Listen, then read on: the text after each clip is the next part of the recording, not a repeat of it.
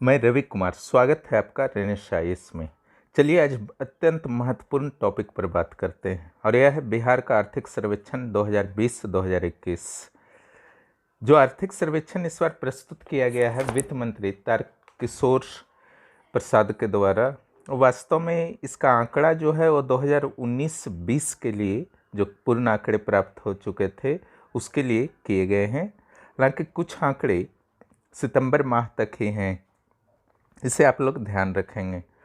इसमें मैंने कुछ अत्यंत महत्वपूर्ण तथ्यों का संकलन कर दिया है जो आपके परीक्षाओं की दृष्टि से महत्वपूर्ण है।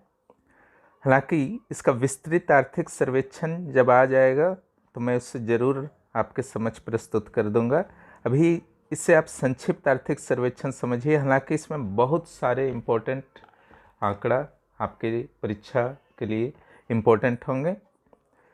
जो पहला है, राज्य की विकास दर 2 अंकों में रही है। कोरोना संकट के बाद आप जानते हैं कि सभी राज्यों में विकास दर में अत्यधिक गिरावट दर्ज की गई थी, लेकिन बिहार इस स्थिति में भी 2 अंकों में अपनी विकास दर को बनाए रखने में कामयाब रहा है। जहां 2019-20 में विकास दर 11.5% थे, लेकिन इस बार 1% घटकर 10.5% रह गया है। चलिए दूसरे पॉइंट को देखिए। बिहार की प्रति व्यक्ति आय 2018-19 में 28,668 रुपये थे, वहीं 2019-20 में 31,287 रुपये हो गए हैं और यह राष्ट्रीय औसत से 32% कम है। ध्यान रखिएगा। कोरोना संकट के काल में भी कई क्षेत्रों में बिहार ने अत्यधिक उपलब्धियां दर्ज की गई हैं, इस प्रकार आप कह सकते हैं।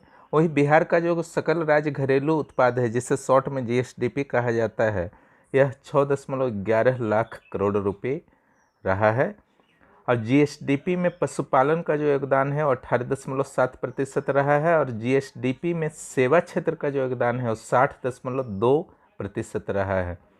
जबकि सेवा क्षेत्र का योगदान 2013-14 में 57.3% रहा था। यानी कि सेवा क्षेत्र का योगदान जो है धीरे धीरे बिहार की अर्थव्यवस्था में बढ़ रहे हैं और यह माना जाता है कि एक विकसित होती हुई अर्थव्यवस्था में प्राथमिक क्षेत्र यानी कि कृषि, मत्स्य इत्यादि का योगदान जो है घटता है और सेवा क्षेत्र का योगदान जो है बढ़ता है। यह बिहार के विकास का सूचक है। चलिए 7वें नंबर पॉइंट में देखिए, जीएसडीपी में कृषि क्षेत्र का योगदान जो है अभी वर्तमान में 10% रह गया है और पिछले वर्ष के 12% था, जिससे घट गया है। भी आकार की रिकवरी पर ध्यान देने के कारण ऐसा हुआ। भी आकार की रिकवरी का अर्थ होता है जो वैक्सीनेशन कोरोना का चल रहा है, कोरोना काल जो है उसी को भी आकार की इकोनॉमी कहा जाता है। इसमें इकोनॉमी को भारी क्षति पहुंची थी और इसका नाम विशेषज्ञों के द्वारा भी आकार की इकोनॉमी दे दिया गया है। यानी कि जब तक वैक्सीन नहीं आएगा अर्थव्यवस्था फिर से गति नहीं बढ़ेगा। और दूसरी ओर कोरोना काल में भी बिहार एफआरबीएम एक्ट के अधीन जो पहले 3% था, इससे हालांकि अभी कोरोना काल के कारण 5% कर दिया गया है राजकोषीय घाटा की सीमा को। उसके अंदर रहने में बिहार सफल रहा है और जो वर्तमान में अगर देखा जाए 2019-20 में बिहार की राजकोषीय घाटा 2% रही है। बहुत ही अच्छा उपलब्धि है निश्चित रूप से कोरोना संकट के दौरान भी। और जो 9वें पॉइंट है, पिछले 6 वर्षों में शिक्षा व्यय 58.3%। अगर प्रति वर्ष व्यय की वृद्धि देखी जाए तो यह 9.2% है शिक्षा व्यय में। और अगर निरपेक्ष रूप से देखा जाए कि 2019-20 में कितना शिक्षा व्यय हुआ है तो यह है 28,234 करोड़ रुपये। और सबसे बड़ी बात यह है कि इसमें प्राथमिक शिक्षा पर व्यय जो है वह 66.4% रहा है।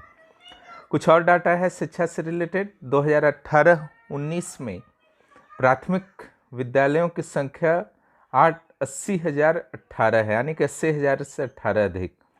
10वें नंबर में बिजली आपूर्ति से संबंधित दिया गया है। 2012-13 में जहां पर कैपिटा 145 किलोवाट बिहार में बिजली का खर्च होता था या आपूर्ति होती थी, वहीं 2019-20 में यह 332 किलोवाट पर कैपिटा हो चुका है। यह बीपीएससी प्रारंभिक परीक्षा में अक्सर आते रहे हैं, अत्यंत महत्वपूर्ण है, इसे ध्यान रखिएगा।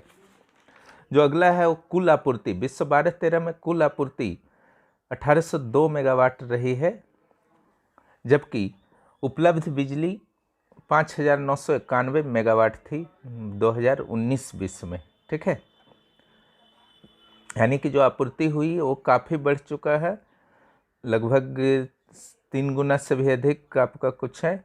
बिजली आवश्यकता को अगर देखा जाए तो विश्व 12-13 में 2650 मेगावाट और 2019-20 में 5900 मेगावाट रहा है। और 2019-20 में कोयला आधारित बिजली का अगर प्रतिशत देखा जाए कि कोयला आधारित कितना उत्पादन हुआ, तो उत्पादन में वृद्धि हुआ। तो कोयला आधारित बिजली उत्पादन में वृद्धि किस 0.7% रहा है। जल विद्युत में 50% से अधिक की वृद्धि रही है और नवीकरणीय स्रोत में 58% से अधिक की वृद्धि रही है। यह उत्पादन में वृद्धि का प्रतिशत है अलग अलग स्रोतों से। सरकार द्वारा मांग में वृद्धि को देखते हुए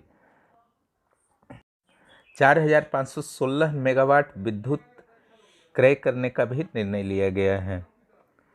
लेकिन फिर भी काफ़ी अच्छी बात है कि बिहार में विद्युत उत्पादन और विद्युत खपत पर कैपिटा बढ़ रहा है, बिहार के विकास का सूचक है।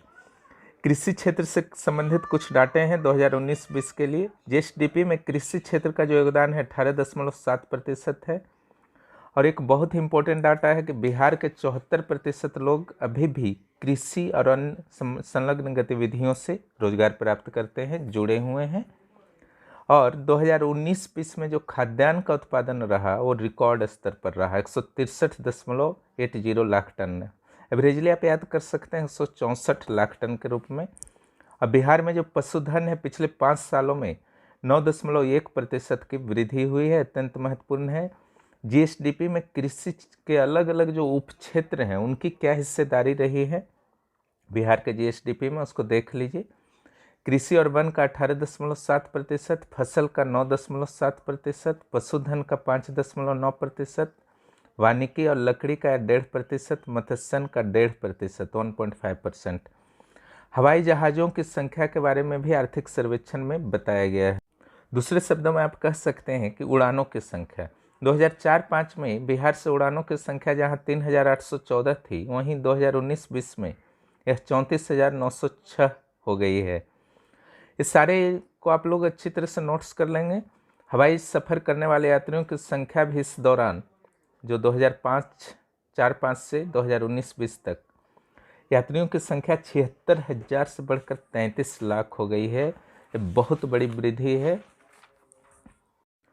कृषि आधारित उद्योग के लिए क्या दिया गया है सर्वेक्षण में, उससे ध्यान दीजिए। 2007-08 की तुलना में 2017-18 में कृषि आधारित उद्योगों की संख्या में 11.70% की वृद्धि हुई है। यह राष्ट्रीय औसत के मुकाबले 9.3% ज़्यादा है। बहुत ही बड़ी उपलब्धि है बिहार सरकार की। और कृषि आधारित उद्योगों को बिहार में बढ़ावा भी देना चाहिए, क्योंकि बिहार एक कृषि राज्य है और यही कारण है कि कोरोना काल में भी इस पर प्रभाव बहुत कम रहा और विकास दर मात्र 1% की गिरावट आई। अन्य राज्यों, विकसित राज्यों की अपेक्षा इस मामले में बिहार बहुत अच्छी स्थिति में रहा।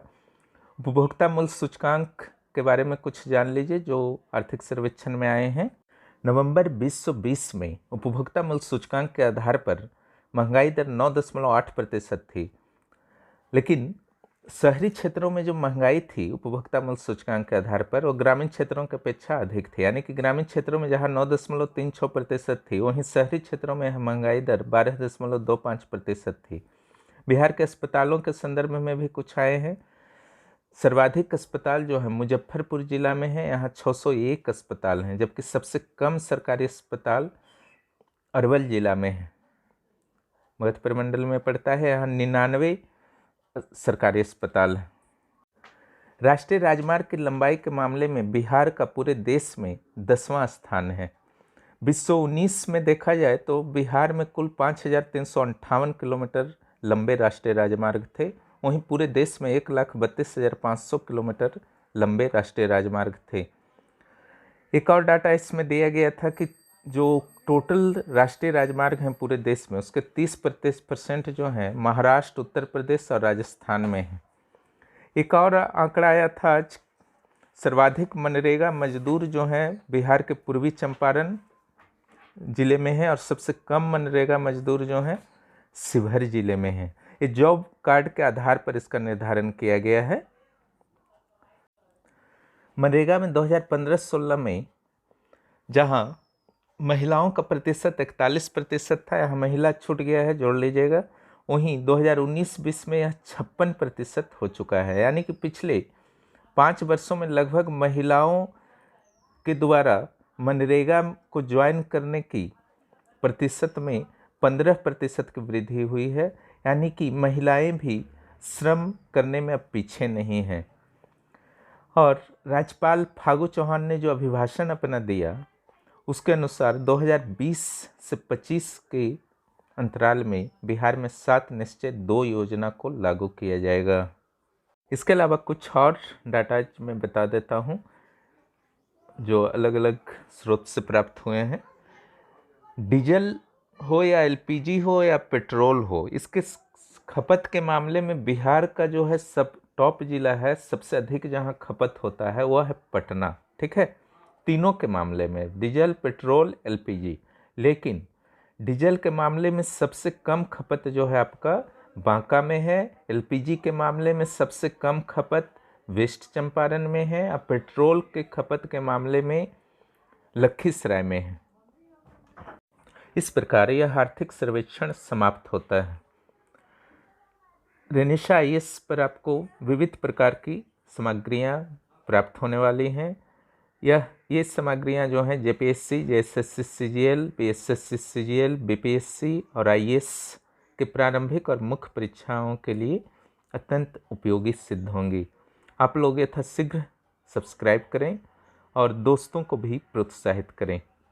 आपका सहयोग और सुझाव अपेक्षित। वीडियो देखने के लिए बहुत बहुत धन्यवाद।